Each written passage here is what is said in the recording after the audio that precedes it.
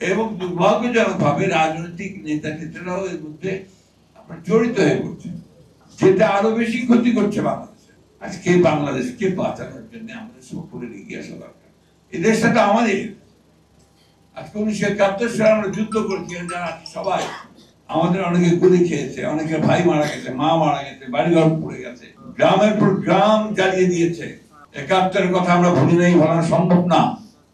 অনেক প্রচেষ্টা চলছে এটাকে ভুলে যাওয়ার, কিন্তু সেটা বলা সম্ভব নয়। আমরা আমাদের চোখের সামনে দেখেছি আমাদের মা বন্ধুদেরকে বেইজ্জতি করতে, আমাদের চোখের সামনে দেখেছি আমরা আমাদের ভাইদের গলা কেটে ফেলে দিতে, চোখের সামনে দেখে বাস থেকে নামিয়ে গুলি করে মেরে ফেলতে 71-এ। এবং যারা সেদিন সহযোগিতা করেছে তারাই বড় বড় কথা বলছে। আমি ওই জন্যই আপনাদেরকে সবসময় অনুরোধ বলছি যে অনেক বেশি সজাগ এবং সতর্ক থাকতে হবে। অনেক বেশি আমাদেরকে এখন আমাদের লক্ষ্য অর্জনের জন্য কাজ করতে হবে। আমরা যদি মনে করে থাকি যে আমরা জিতে গেছি, সবকিছু ঠিক হয়ে গেছে, তাহলে বিরাট ভুল হবে, বিরাট ভুল হবে। আপনার সরকারের ভেতরে একটা মহল, তারা অত্যন্ত সচেতন ভাবে চেষ্টা করছে যে এই যারা গণতন্ত্রের পক্ষের শক্তি তাদের আসতে না পারে। আপনি বলেন, আজকে যখন দেখি পত্রিকায় যে নিউ ইয়র্কে আমাদের বাংলাদেশের কর্মকর্তাকে, আমাদের বাংলাদেশের উপদেষ্টাকে অথবা উচ্চপদস্থ ব্যক্তিদেরকে আওয়ামী লীগের লোকেরা হেনস্থা করছে, হামলা করছে, তখন কোথায় যাব? এই চরম হতাশা সৃষ্টি করে আমাদের। আমরা যখন আজকে একটি পত্রিকা সকালবেলা উঠেই দেখলাম বিরাট করে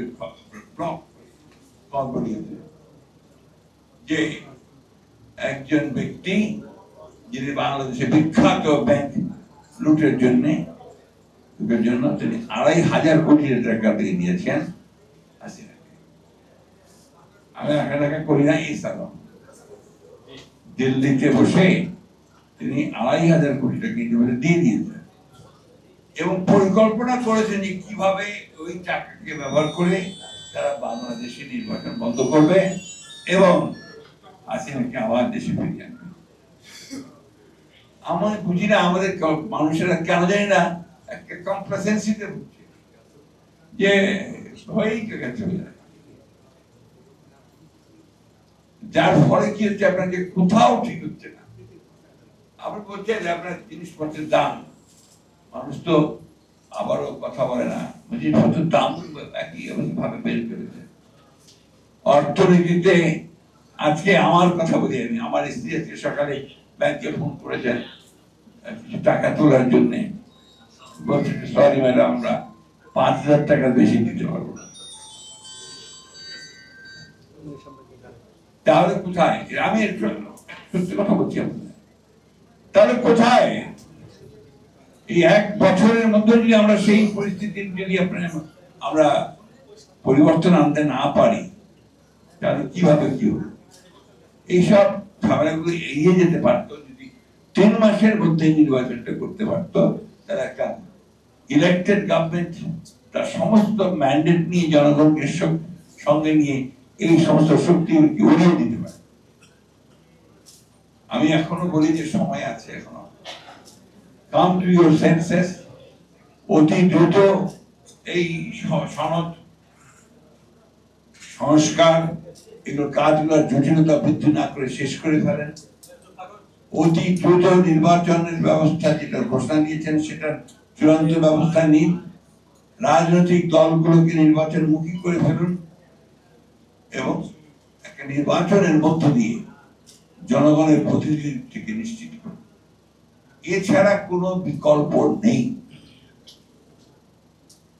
বসে নেই কেউ, যারা আপনার ফায়দা নিতে চায় এরা বিভিন্ন ভাবে কাজ করছে।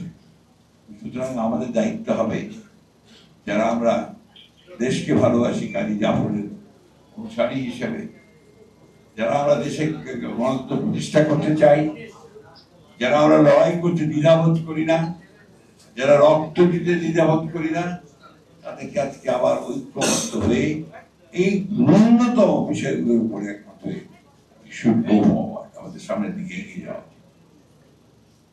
বন্ধুগণ, সুযোগ বারবার আসে না। বাংলাদেশের দুর্ভাগ্য, অনেকবার সুযোগ এসছে, বাংলাদেশের মানুষই তা অর্জন করেছে। আবার এই বাংলাদেশের মানুষের হাতেই, প্রতিটি মানুষের হাতেই তা সব শেষ হয়ে গেছে। আমরা গোটা জাতি শেখ মুজিবের পিছনে পাগলের মতো ছুটেছিলাম, বর্ণনা ভাষানি পর্যন্ত পিছনে পড়ে গিয়েছিলাম। সেই কাজে শেখ মুজিবুর রহমান জাতির সঙ্গে চরম বিশ্বাসঘাতকতা করে একদলীয় শাসন ব্যবস্থা করেছে। অস্বীকার উপায় আছে? ঠিক একইভাবে পরবর্তী কালে আমরা দেখেছি যে এই ঘটনাগুলো ঘটছে।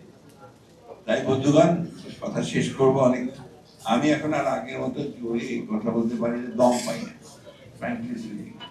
বয়স হয়ে গেছে, অনেক অসুখ আক্রান্ত হয়েছে। আমি আপনার ধীরে ধীরে বসে বসে এই কথা বলতে আমার ভাই যে আমার চেয়ে অনেক বড়, অনেক শক্ত। তো আমরা কিন্তু প্রায় বসি, প্রায় কথা বলি, আমরা কাজ করছি, আলোচনা করছি।